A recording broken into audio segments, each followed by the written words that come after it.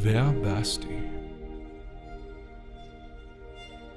Uns Wissen in unserer Erfahrung als Christen ist ganz abhängig von unserer Erkenntnis, wer wir sind in Christus. Von wo kriegst du deine Identität? Deine Identität in Christus zu verstehen, ist sehr nötig, um sich in das Christenleben zu haben. Du bist eingeladen, zum mehr lernen von deiner Identität in Christus.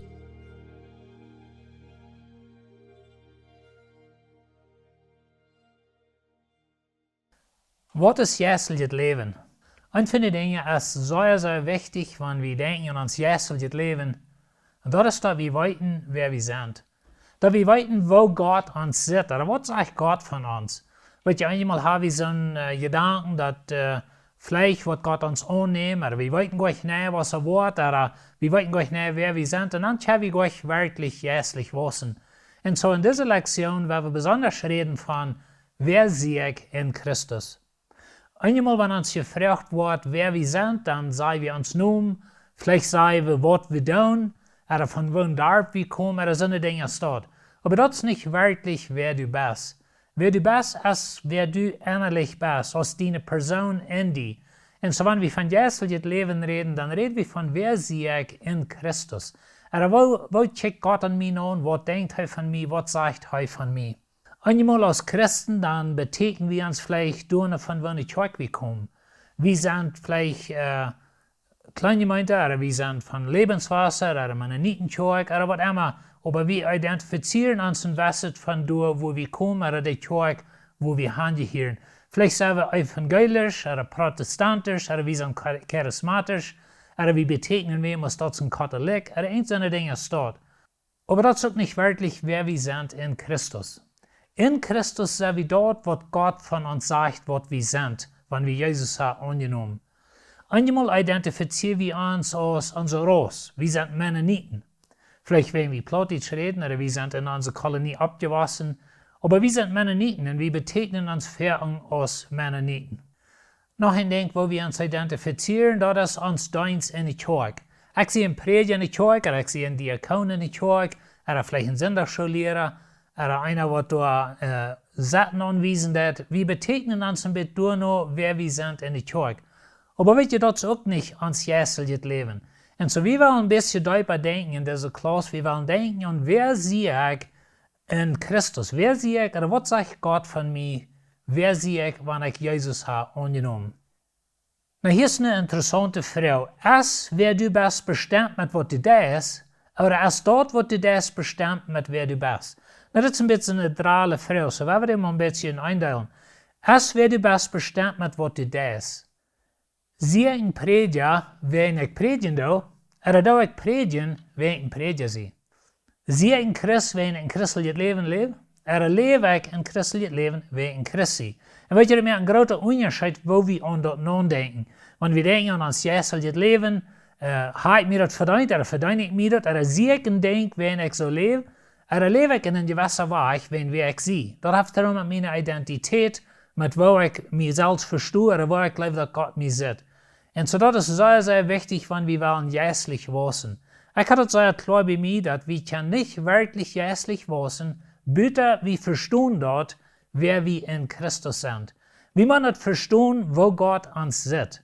Wenn wir immer glauben, dass Gott sieht uns so, dass wir sind Sünder, er wird uns vielleicht gleich annehmen, oder wir wollten gleich nicht, dann haben wir eine harte Zeit für Gott zu leben. Oder wir haben eine harte Zeit zu wissen in uns geistliches Leben. Aber wenn wir klar kriegen, wer ich in Christus sehe, und wir können verstehen, was der Schrift von uns sagt, dann haben wir Mut und wir haben Kraft zum geistlich Wissen. Ich will noch was Versen checken in der Bibel, wo wir reden von, wer wir sind in Christus. Der erste ist in Römer 3, Vers 24. Das sagt es dit, schenkt Gott an der Reichforderung ut Gnaden durch die Radung, die in Christus Jesus ist. Na, das Vers sagt, dass Gott schenkt uns Reichforderung, aber Gott merkt uns die Reich durch Christus Jesus. So, wenn wir sagen, wer bist du in Christus, dann würden wir sagen, du bist gerecht. Dann wird das redet von einer Gerechtigkeit, was für Gott jährlich ist. Noch ein Vers Römer 6, Vers 23. Den Lohn, den de Sinn tut, ist de dood. En dit is eenmaal wo we aan ons denken. Ik zie een zinde, ik doe eenmaal al rechte dingen, zodat het klaar dat ik moet sterven, maar dat is klaar, dat vielleicht word ik dat gleich merken, maar ik weet geistig waar, wenn de Schrift is je klaar, dat wanneer ik mij verzinnen doe, dat leidt zum dood. Aber das ist nicht der Ende von des Vers. Er sagt wieder, Gott aber schenkt das ewige Leben in Christus Jesus, unseren Herrn. Na weet je, in uns selbst sind wir Sünder und wir haben uns den Tod verdient. Oder wir können sagen, wir haben uns nicht bloß den körperlichen Tod verdient, aber den geistlichen Tod. Wenn wir sind einmal weggegangen von Gott, wir sind Sünder, wir sind mit einer sündlichen Natur geboren. Aber das ist nicht das Ende, was je dann kommt Jesus. Und er verschafft eine ewige Rettung. Und darin sagt er, dass Gott schenkt das ewige Leben, wenn wir in Christus sind. Und so, wenn wir uns fragen, wer sehe ich in Christus, dann sagt er, dass ich habe das ewige Leben. Das ist ein Geschenk Gottes. Aber das ist so wichtig, dass du die selbst dort sitzt. Wenn du die selbst so sitzt, dass du bist zum Tod verurteilt, dann kannst du euch wissen. Wenn du die aber sitzt, dass du hast von Gott ein Geschenk, dass du hast ewiges Leben, Gott hat dich vergeben, dann kannst du einmal anfangen zu wissen. Noch ein Vers ist Römer 8, Vers 1 und 2. Dann ist nu nichts mehr zu verdammen an die in Christus Jesus sind. So, das Vers sagt, dass du hast nichts zu verdammen, wenn wir in Christus sind. Na, das ist ein großes Versprechen. Na, er sagt wieder, die nicht so leben, als das Fleisch verlangt, aber so ist der Geist dort verlangt. Na, das hat zu tun mit dieser Stellung, die ich in Christus habe, dass ich sie ganz frei vor Gott, ich sie ganz frei sprechen. Du hast keine Verdammnis mehr, wenn ich sie in Christus. Dort leid nun Leben. Ich lebe nu, als der Geist mir leid, nicht als das Fleisch steht. Aber weißt du, das ist so eine wichtige Stellung, was du hast. Gott sieht die in Christus als jemand, bei dem keine Verdammnis ist. Du hast nicht mehr gegen die. Das ist alle wahrgenommen, das ist alle vergeben. Und wir tun einmal, wir checken uns selbst und wir sehen die Fehler, was wir merken. Und einmal dann denken wir so, ich wollte bloß nicht merken, like, wo wird Gott mich jemals annehmen? Und Menschen denken sich, wo mein Bastard versegnen, dann vielleicht komme ich da drauf an. Aber weißt du was, wenn du in Christus bist, du hast Jesus angenommen als dein Erlöser, dann bist du in Christus und in Christus ist nichts mehr zum dich verdammt.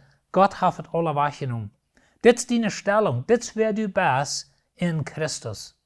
Noch ein Vers ist 1. Korinther 1, Vers 30. Da sagt es so steht, durch dort, was Gott getan hat, sind die in Christus Jesus. Na morgen dort, er sagt, durch dort, was Gott getan hat.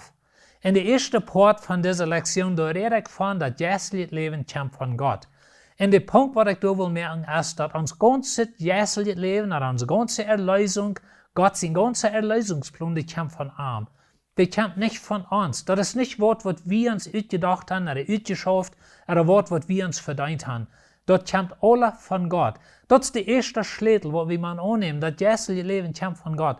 Und dann sagt er hier, dass durch dort, was Gott getan hat, nicht durch dort, was du hast, oder ich habe, nicht durch dort, was unsere Kirche hat getan, oder wenn wir Mennoniten sind, oder wenn ich ein Prediger sehe, oder du bist ein Diakon, oder was immer. Dort, was Gott getan hat. Dadurch sind wir in Christus. Und so wir können nur in Christus sein, durch dort, was Gott getan hat. Und dann sagt er wieder, Gott hat es gemerkt, dass wir durch Jesus Christus in uns weis, und gerecht, und heilig, und gerat sind. Dann wisst ihr, das sind Feuer wieder, was Gott uns geben hat. Wenn wir in Christus sind, dann nennt Gott die Weis. Er hat die Weisheit gegeben. Dann wisst ihr, Weisheit kann sich erst weiten, was reich und ordentlich ist, und dann die Kraft, um das reich zu tun. Das ist Weisheit. Und dort hat Gott die gegeben in Christus. Noch ein Ding, was er sagt, er hat uns Gerechtigkeit gegeben. Na, das ist ein Ding, wo ich fertig von rede, dass wenn du in Christus bist, dann hast du eine Gerechtigkeit, das ist für Gott jährlich. Weißt du, wir brauchen eine Gerechtigkeit, die für Gott jährlich ist. Nicht für uns Prediger, oder für uns Volk, oder an unsere Kirche, oder wo immer. Aber eine Gerechtigkeit, die für Gott jährlich ist. Und wenn du in Christus bist, dann hat Gott dir eine Gerechtigkeit gegeben, die ist für Gott jährlich. Dann sagt er, dass er uns Herrlichkeit gegeben. Na, Herrlichkeit, das meint, wir sind zu sie gesagt. Wir sind rausgeraubt aus dieser Welt, aus dem sinnlichen System, und wir sind nicht gesagt in Gott sein Reich. Wir sind apart gesagt für Gott. Und so in Jesus Christus bist du zu sie gesagt für Gott. Und du hast nicht so ein Denken, als vielleicht kommt der Feind morgen und der wird die kennen oder Hals schmieden. No, du bist nur all zu sie gesagt für Gott. Das wird das Wort heilig in sich haben. Und das vierte Wort ist, dass wir sind gerat. Wir sind gerat von alle Sinn, wir sind gerat von all das, was je in uns steht. So dass wir in Römer 8, Vers 1 lesen, dass nicht mehr jen die, wenn du in Christus bist, das ist keine Verdammnis mehr. Gott hat uns Gerechtigkeit gegeben in Christus. Und das ist deine Stellung. Du bist weise, du bist gerecht, du bist heilig, du bist gerat. Das ist, wer du bist in Christus. Und das ist so wichtig, dass wir das verstehen, wer wir sind in Christus. Noch ein Vers aus 1. Korinther 15, 22. So als in Adam alle Menschen sterben, so kommen sie auch durch Christus waren alle zum Leben. Dann wird je durch Adam kam Sinn in diese Welt nehmen und dort verdarf diese Welt. Aber dann kam Jesus und er hat Sinn weg. Als Jesus auf dieser Welt lebt, dann geht ein Tag über den Jordan und Johannes sieht ihm da gehen, Johannes der Täufer, und dann sagt er, guck mal, Gott sein Lamm, was der Welt Sinnen wegnimmt. Als Jesus soll geboren werden, dann sieht der Engel zu Josef, er sagt, du sollst den Jesus nennen, wenn er wird sein Volk von ihren Sünden raten. Und das ist, was Jesus hat getan. Und so, wenn wir in Christus sind, dann sind wir dort, wo wir keine Radung sind. Und wir sind ganz gerat, ganz heilig, wir sind ganz frei gesprochen in Christus. Noch ein anderer Vers ist 2. Korinther 4, Vers 17. Doorween, wenn wir in Christus ist, dann ist er ein neuer Mensch. Dort, was vorher wir, ist nicht mehr, ist nur was nicht geworden. Na, in Christus bist du ein neuer Mensch. In Christus ist der Heilige Geist in dich eingetroffen. Na, wenn er sagt, du bist ein neuer Mensch, dann meint es nicht, dass die sitzt anders, oder dass du hast einen anderen Körper. Was das meint, ist, dass dein Verhältnis mit Gott ist ganz nie gemerkt. Du wirst erst getrennt von Gott, du wirst ein Sünder, du wirst weit auf von Gott. Aber in Christus bist du nur dich beigebracht. In Christus bist du nur ein neuer Mensch geworden. Der Heilige Geist ist in dich eingetroffen, deine Sünden sind vergeben.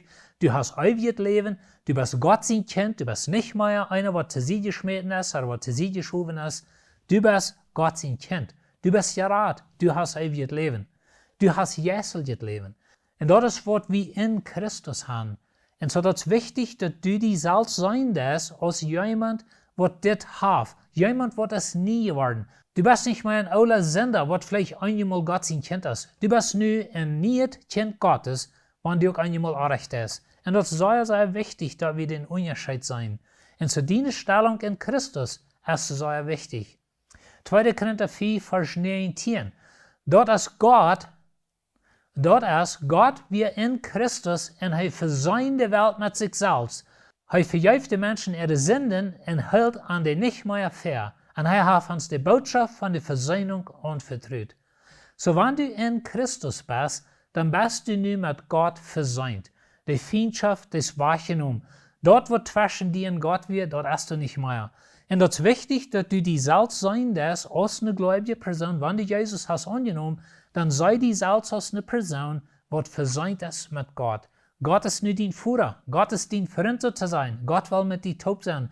Das ist nicht mehr so, dass Gott ist dort weit auf. Gott ist nicht dich bei. Er läuft die, er hat die vergeben, er hat die angenommen. Aber du musst dieses dort sein. Du musst dort glauben. Einfach mal annehmen, dass das, wo Gott die sieht. Na, weet je, dit is zo sehr wichtig, wenn vielmal die Menschen wie zweifeln, wie weten Gott nicht, hat Gott mich angenommen oder nicht, er hat ja nur gute Dinge getan, oder wenn ich dort wo ankomme, wird er mich dann annehmen oder nicht. Und wenn das ab deine Worten geht, dann muss ich dir sagen, dass er wird die nicht annehmen. Da wird niemals taureden. Die Schrift ist wird ab schwarz klar, dass das kommt von Gott. Und so ist es wichtig, dass du die selbst sein darfst, dass du bist einer, der zu Gott gehören hat. Du bist einer, der mit Gott versöhnt ist. Du bist nur sein Kind. Das ist ein bisschen so, die verlorene Seele, die wir weggegangen von Vater. Aber nicht kommt der Träger. Der Vater, der nimmt ihm ab und das ist eine Versöhnung. Sie sind nur wahre Vater sehen, Tüß im Haus und sie haben großes Fass. So fällt Gott über die. Und so ist es wichtig, dass du die selbst so dort sein darfst. In Epheser 1, Vers 3. Ans Herr Jesus Christus, sein Gott und Vater, soll dafür gelobt werden, dass er uns als Himmelsbürger alle jährliche Segnungen geschenkt hat. Na, ich habe einmal gesagt, dass in Christus, da haben wir alle Segnungen, was der Himmel zu beiden hat. Alle jährliche Segnungen. Und dann hier in Epheser Kapitel 1, da nennt Paulus mehrere Dinge ab, was wir in Christus haben. Wir lesen wieder in Vers 4. Wie als euer hat die Welt den Grund legt, hat er uns bestimmt, in Christus seine heilige, aschelige Kinder zu sein. Na weet je, dit is een grote Vers. Dit is een zeer wichtige Vers. Wenn er sagt, dass Gott hat bestimmt, all in der Ewigkeit, dass in Christus, wenn du wirst Jesus annehmen, dann wirst du ein heiliges, aschuldiges Kind Gottes sein. Na, das meint nicht, dass du bist nicht klug. Einmal das Wort aschuldig, braucht wie es jemand, der ist nicht ganz klug. Was das meint, ist, du hast keine Schuld mehr in dir. Das ist alle nicht Fried zwischen dir und Gott. Das ist, Paulus sagt zu der Römer, du hast keine Verdammnis mehr für dich. Du bist nu heilig, du bist schuldfrei und du bist ein Kind Gottes. Und das ist so wichtig, dass du dieses dort sitzt. Wir lesen wieder in Vers 5. Wenn Gott seine Liebe für uns, hat er das so angereicht, dass er uns durch Jesus Christus annehmen will als seine eine Kinder. Gott hat das so gewollt, Gott hat es so angereicht, dass in Christus bist du Gott sein Kind. Nimm die an als Gott sein Kind, sei die selbst als Gott sein Kind. Nicht in ein großer Weicher oder ich habe es gemerkt, aber wenn du Jesus hast, dann bist du Gott sein Kind. Er sagt wieder in Vers 6, nu können wir nicht anders als seine große Gnade loben, die er uns hat zukommen lassen durch seinen Leben sehen, Jesus Christus. Und welche Lied, wenn wir das verstehen können, wer wir in Christus sind, und was er für uns getan hat, und wo groß Gott seine Gnade ist, wie kann ich anders als Gott loben. Und dann sagt er in Vers 7, durch Jesus, der sein Blut für uns gegeben hat, sind wir losgekauft. Und uns sind die Sünden vergeben durch die große Gnade, die in uns Leben nennt, und uns die Augen für die Wahrheit aufmacht. Und so das ist, was du in Christus bist. Du bist Gott sein Kind, du bist schuldfrei, deine Sünden sind vergeben, du bist angenommen. Das ist, wer du bist, wenn du in Christus bist. Er sagt in Epheser 2, Vers 13, aber nu ist das anders, nu sind die Christen. Je werden weit auf, aber nu sind die durch Jesus sein Blut ganz nongebracht. Na, er redet hier von den Heiden, aber wir sind Heiden, wir werden nicht Juden. Aber er sagt, sogar wir als Heiden, wir sind nu durch das Blut Jesu Christi ganz nongebracht, ganz dicht beigebracht, ganz vergeben, wir sind Gott seine Kinder, wir sind angenommen. Er sagt in Epheser 4, Vers 32, seht lieber von Horten leiftulich einer zum anderen. Vergebt jent eureinander, so als Gott jent in Jesus Christus alles vergebt hat. Und noch einmal war sagt er uns, dass Gott hat uns alles vergebt. In 2. Timotheus 1,9, durch Schrift Paulus ist das, er hat uns geraten und beraten, sein Volk zu sein, nicht wegen unserer Worten, aber weil er sich dort in seine Gnade, der uns in Christus Jesus geschenkt ist, von Ewigkeit her so vergenommen hat. Weil Gott hat sich vergenommen, all von der Ewigkeit her, dass in Christus, da würde er uns annehmen, wir würden vergeben sein und wir würden seine Kinder sein. Und so das ist hoch wichtig, dass du das annimmst, wer du in Christus bist. Und so noch einmal nur die Frage, wer bist du? Wer bist du in Christus? Sitzt du dich selbst als ein Sünder, was vielleicht einmal Gott sein Kind ist? Oder kannst du das verstehen und annehmen, dass du bist Gott sein Kind, wenn du auch einmal Sünder ist? Wir wollen uns lernen, uns dort zu sein, dort anzunehmen und zu glauben, wer wir sind in Christus. Wer bist du? Uns Wissen in unserer Erfüllung als Christen ist ganz abhängig von unserer Erkenntnis, wer wir sind in Christus. Von wo kriegst du deine Identität? Deine Identität in Christus zu verstehen, ist sehr nötig, um sich in das Christenleben zu haben. Du bist eingeladen, mehr lernen von deiner Identität in Christus.